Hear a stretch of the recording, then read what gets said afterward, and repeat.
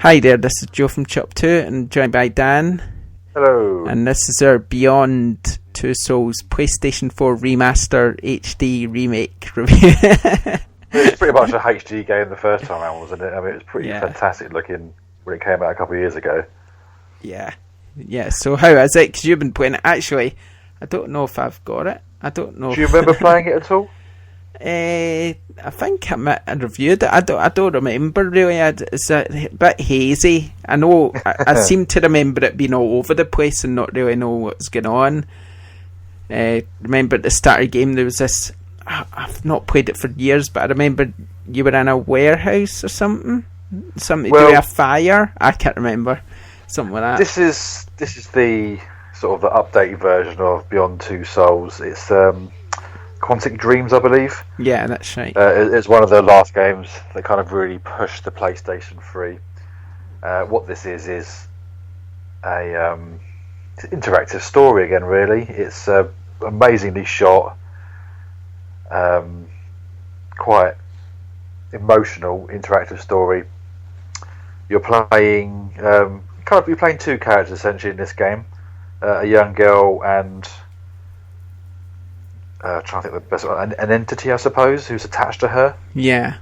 Now, the young girl, Jodie, you play for her life basically from young age to sort of a young woman, and how she slowly begins to get used to Aiden, who is the entity that sort of tethers to her life.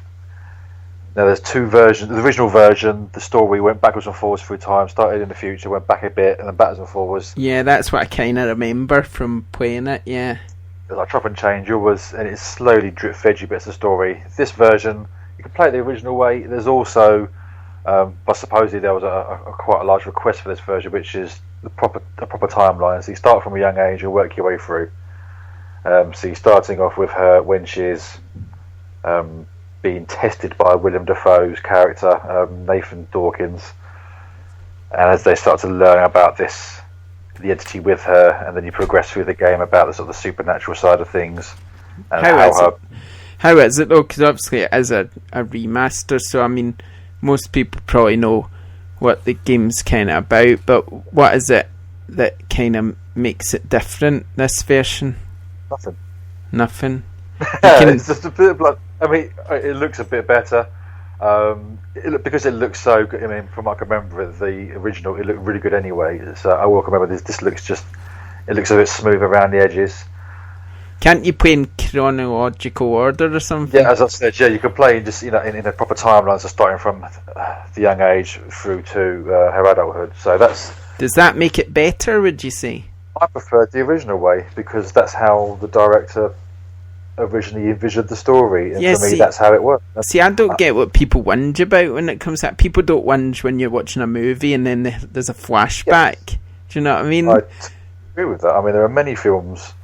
I mean, would you want to watch Pulp Fiction in its proper timeline? I mean, it just wouldn't work. It'd be pretty boring and there'd be no fun or excitement behind it. Yeah, exactly. The flashbacks is really good. The only thing I don't like about when movies do flashbacks is that sometimes you don't know it's a flashback and you're going, what happened?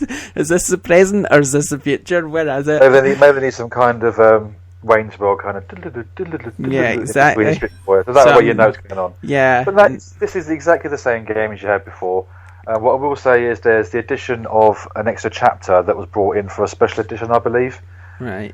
It's a quick test of the skills between the two characters and how they work together. A couple of little puzzles, should I say. I've not played that version before, and I was surprised at how easy it was. I mean, there's a 30-minute counter on a clock, and it gives you 30 minutes to solve all these puzzles. I've done it at 14, and that's the first time I played it, so I was a bit surprised at that. But it's a nice little addition for someone who may not have played it before. If you have played the game before, I can't really suggest you playing it again because it's exactly the same. It looks better. That's about it. If you've not played it though, definitely worthwhile having a go because it's one of the highlights of the PlayStation 3, and it does look really good as well. I've certainly seen some people say it was their favourite PlayStation 3 game. I don't think I completed it, to be honest. I don't really remember. I wouldn't say it was to a point. I really enjoyed it. Some of it felt a bit drawn out, and I felt the ending really lacked a good bit of punch to it, but otherwise. See, I was more of a Heavy Rain fan. That obviously the remaster on Heavy Rain for PlayStation 4, I'm in there because that was absolutely amazing. Well, you know what? Game. I played that. I brought a special edition Move version and never actually put it in the console. It's so good. I cannot wait to play that again. That's the one I'm looking forward to. But this sounds like it's good. So maybe if you've not played it before and you fancy, because I think it's a bit cheaper as well. So maybe if you've not, is that the price point it's coming through at? And you've not played it and you've heard interesting things, it's definitely worth a go. It's got some amazing production values for a computer game. You are essentially just controlling a movie and solving puzzles that way. Obviously, there's lots of trophies to collect as well as you play through it. And it's an exclusive PlayStation game as well, which is cool. Pick it up then. Okay. Thanks for joining us. We'll see you next time. Bye. Bye.